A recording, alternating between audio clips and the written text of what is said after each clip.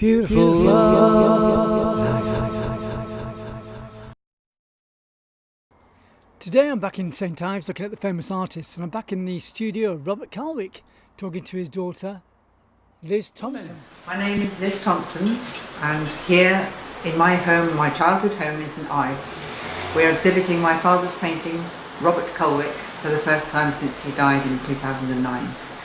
And we have a lovely body of work ranging from very, very old ones, which I'm familiar with from when I was very small, to all the way through his life really, because he exhibited in every exhibition in the Penwith Society of Arts in St Ives, but most of his work he kept to himself. He painted for himself, and his great love was to put himself into his paintings. And he always said to us, if you want to know me, know my paintings. Yeah. And you have to take the time to just be with a painting for a while, and then it'll start to speak to you.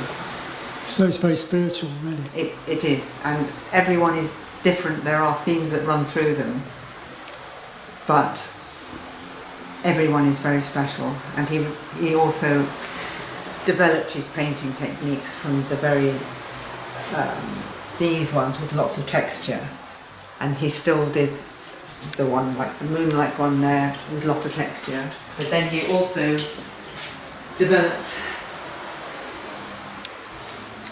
the ability to make really subtle colours with very fine glazes of art, of oil painting, and you just have to stand and look at them, and they're completely changed depending what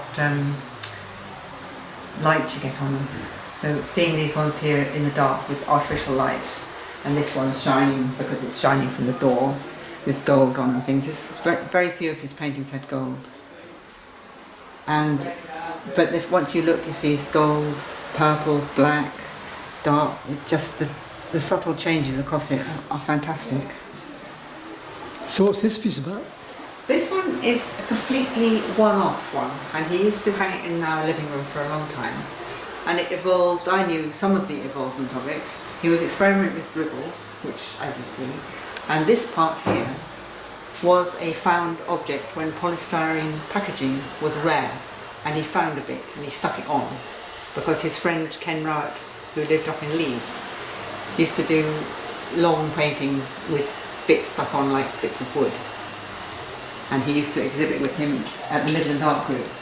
So this piece of polystyrene was here for many years, and then we came back from school one day and it was gone, and he liked the effect where it was stuck on, so now he's calling it Moon Fragment Falling, which I think is very beautiful. And I think at that time is when the square came as well. Can we go into the other studio? Yes. That's right. Yes. It's a beautiful view looking out to sea. It brings everything into perspective, doesn't it? It is. He did most of his paintings at night because it was quiet then. Yeah. And he liked the dark and the silence of the night. And the poetic sound of the sea. The sound of the sea and no people. Yeah. But if you look at this one, once you know where he lived, this is the night sea. Yeah. With the night waves and the night sea and surf over on the far side with him. Yeah. Or not. If you didn't know that, you'd still think it was the sea. I would anyway. So what other pieces stand out in your head in here? This one.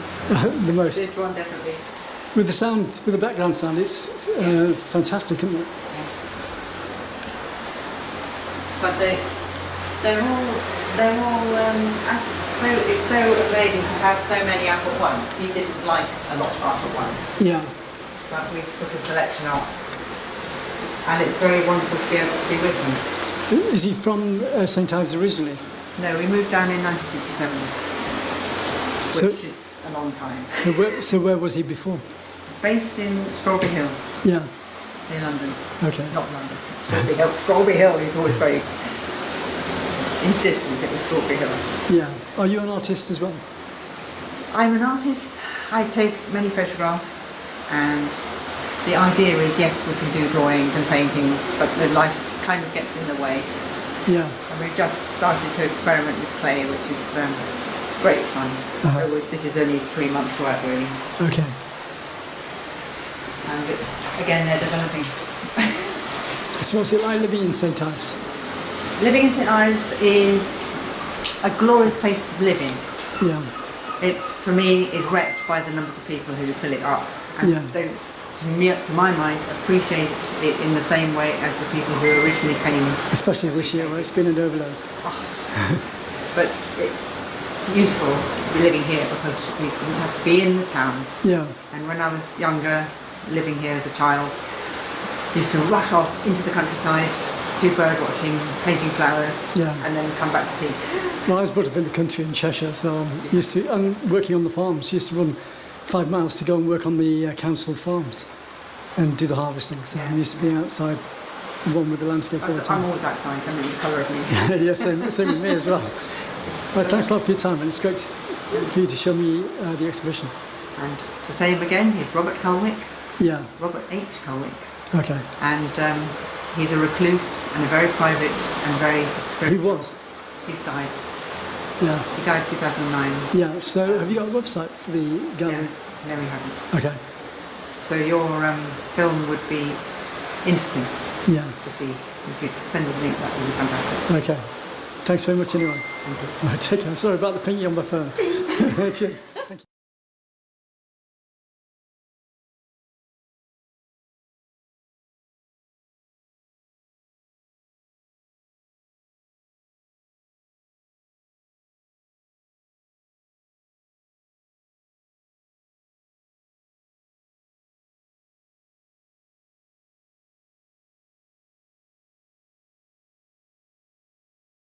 Share the love at Summertime TV Worldwide on YouTube. You've got to be a CCS1 at gmail.com. Don't forget to share the video. It's a lifestyle.